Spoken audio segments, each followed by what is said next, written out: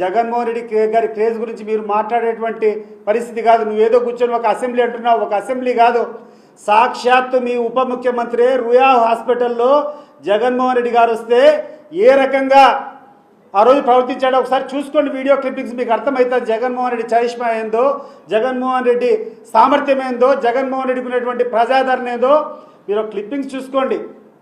నిన్న గుంటూరు జిల్లాలో మిర్చి రైతులకు అన్యాయం జరుగుతుందని ఆ రైతులను పరామర్శించకపోతే అక్కడికి వచ్చేటువంటి జన ప్రభంజనం చెప్తుంది జగన్మోహన్ రెడ్డి గారి చరిష్మా. మన వల్లభనేని వంశీ జైల్లో ఉంటే పరామర్శించడానికి పోతే అక్కడికి వచ్చినటువంటి జన ప్రభంజనం చెప్తుంది జగన్మోహన్ రెడ్డి గారికి ఉన్నటువంటి ప్రజాదరణ.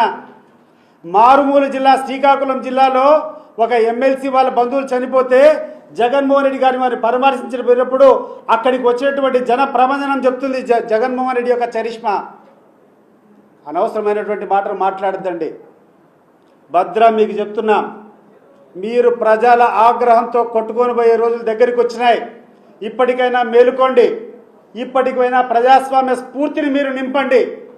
ప్రజల యొక్క సమస్యలు నిలదీసేటువంటి హక్కులు ఇవన్నీ ప్రతిపక్షది.